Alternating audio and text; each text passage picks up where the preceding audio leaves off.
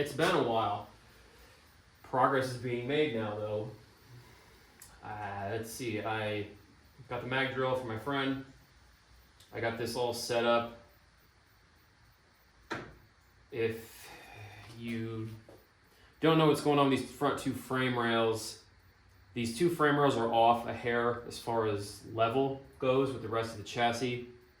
And I don't remember if it was the way I set them up. I believe it was because I probably welded them to this before any of these front pieces were supporting anything up here. So they tweaked a hair, and it's about, I don't know, a hair under a 1/4 inch off. But what I'm gonna do is I wanted this set up level so when the holes get drilled through, everything is perpendicular to mount the subframe off the chassis being level, which obviously I'm gonna have to make a couple spacers for that side to make it work, but it won't be bolted crooked.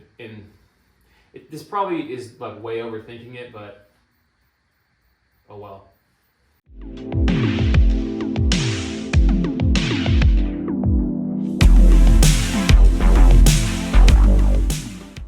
I had this piece of seat channel laying around, so what I did, I don't know if you can see it from there, you probably can't.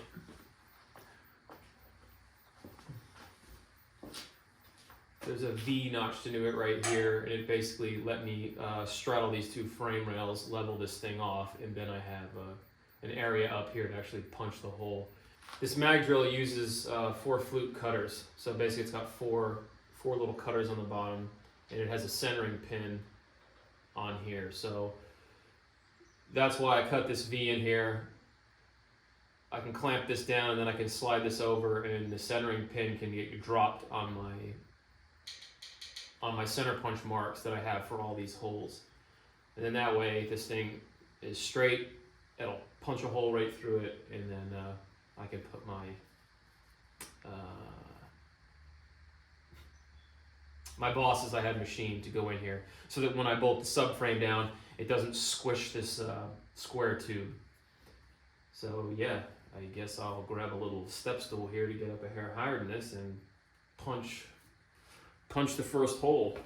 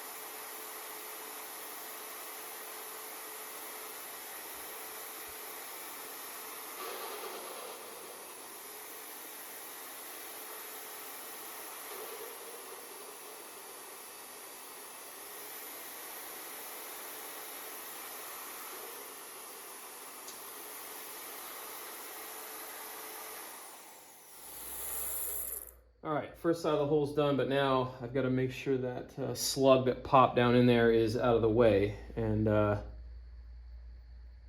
this is cool because the front frame horns are blocked off. So I'll probably have to use a piece of welding wire and just fish that thing out of the way, just to make sure I'm not running into it when it gets down there and it gets caught in anything. So yeah. All right, slug's out of the way. Oh, that's what I gotta do. I'm gonna move the handle over here to just touches the subframe a little bit.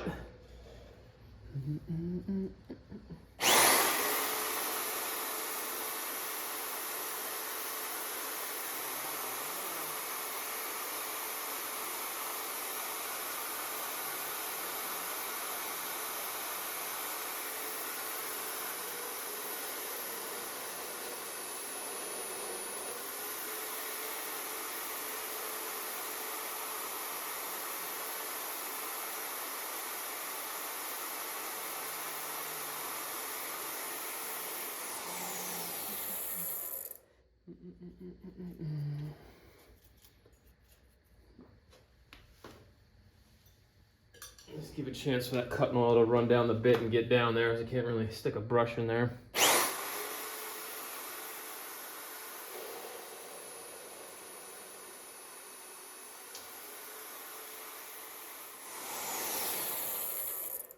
And that's that.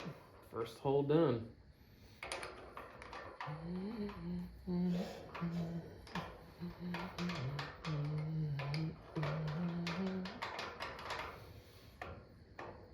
And that's it.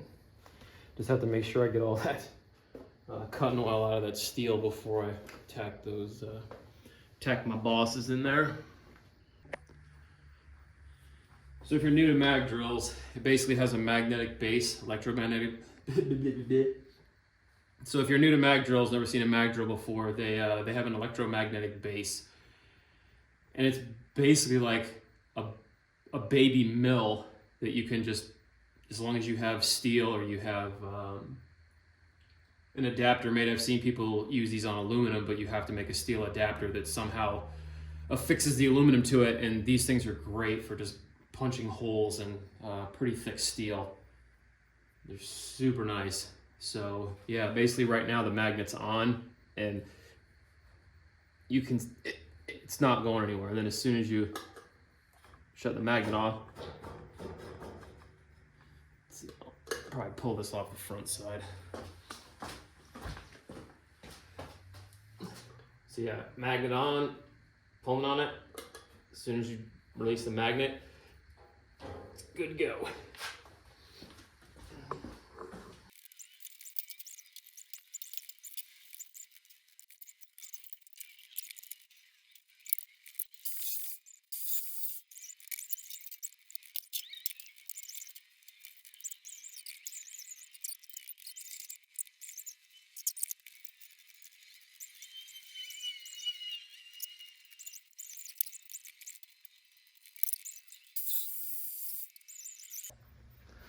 All right, I've run into a problem.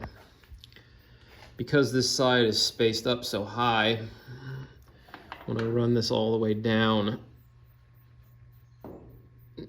it stops before it cuts a hole. I don't know if you can see, where's it at? I'm on the wrong side. It scored it, like you can, it just touches it. You can't even, yeah. It's just touching this side down here. So I think what I'm gonna have to do is take this channel, cut it here, and then weld something on the inside of it that kind of rests over this so that this side will sit flat, and then I can level it from this side basically in here with a wedge. So let me think. Actually, it's gonna have to like step up and go out so that this side sits lower, and then I'll wedge this side up till it's level. And then this, I won't need the wedges on this side, so it'll sit flat and it'll let me punch the hole all the way through. So now I gotta do that real quick.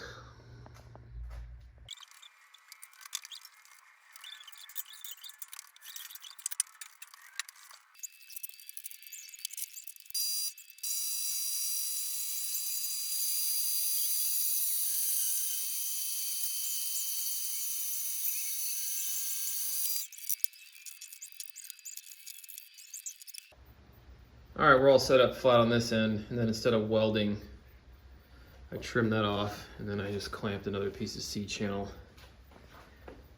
to basically give me the gap I needed in here to let this drop, and then I can wedge this side up to make it level.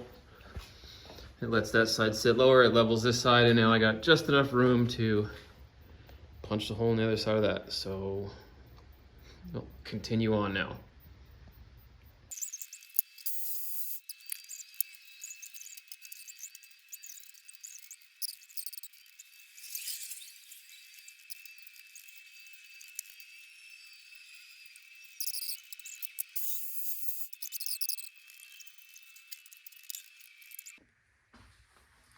Well, this is one time a tool I bought a long time ago paid off again. I had to deburr these holes, and the easiest thing to deburr it with is a step bit. So the top's fine. I used my drill, I popped them, and the drill wouldn't fit in here. So this guy, it's an old right angle air drill, so it fits perfect in tight spaces. So this is one tool that I will never ever get rid of.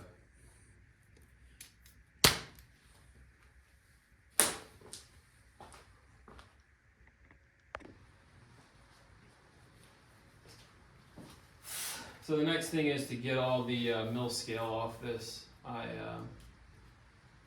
broke the edges on all these with a step bit to give me like a bevel when these when the bosses get tacked in here. So next thing is to just get all this mill scale off here, get any residual cutting oil out from the inside and outside as best I can, and then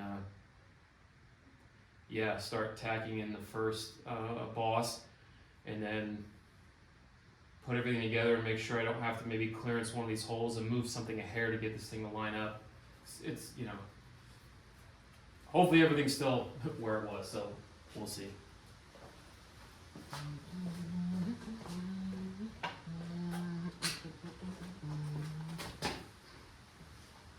And I'm just using one of those abrasive pads. It's almost like a sponge caked in abrasive sand or some shit, I don't know.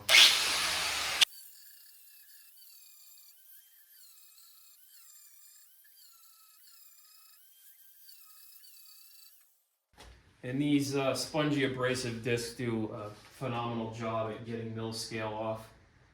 This one was one I picked up from, I think, Home Depot. And then, yeah, I don't know what I did with the other one. It's here somewhere. But then I found out that Harbor Freight sells them too, so I bought one to try out when this thing wears out. So, oh yeah.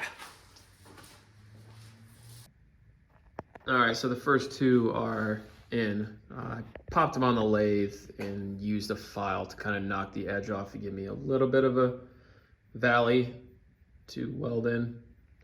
Just got magnets on the bottom holding them flush. And hopefully, this thing performs. If you follow me on Instagram, this thing has been giving me problems since the day I bought it. But hopefully, last time I talked to Everlast, they had me run a test on it and everything checked out. It might just be the torch lead that is the problem. So basically going to test that now. So yeah, see what happens.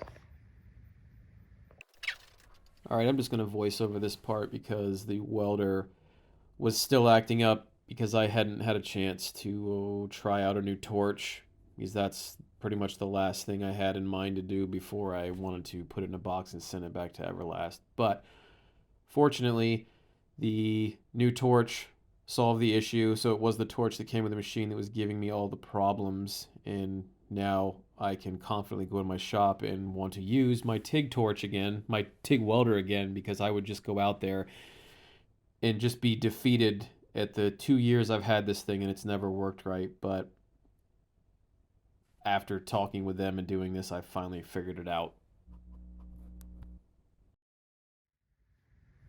That should be it right there. Of course, I want to cross the top.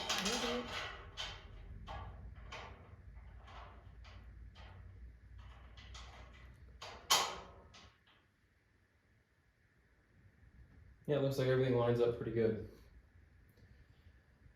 And I think I got, these are all, everything's machined for standard hardware because I don't know, it was easier to do that, I think, I don't know. So I need to run to the hardware store and pick up some legitimate 1/2 inch and 9/16 hardware for this stuff. That way it'll probably take just a hair of the slop that's in it out. I can loosely get this thing together, see how much play it's got in it, and then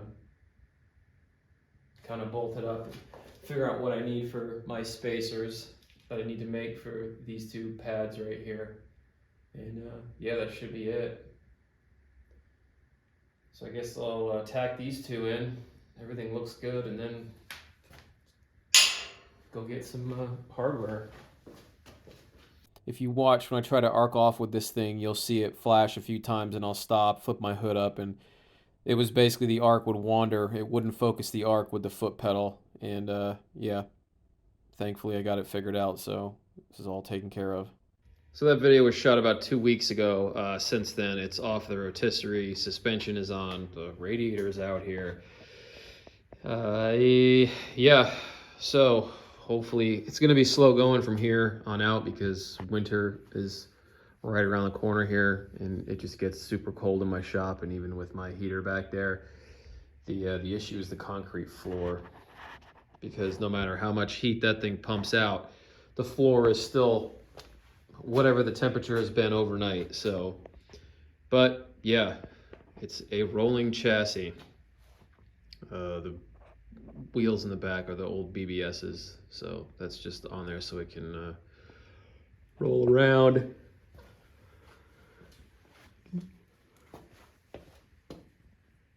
Frame rails are pretty much buttoned up. The next thing I'm doing is these guys I got from Sencut Sen. These are the pucks for the engine mounts. So I got the dimensions for that. I got the steel over there somewhere. Hopefully today, maybe tomorrow, I'll cut those pieces. And now that the weld machine runs great, I can weld them together and have mounts done. So yeah, slowly chipping away.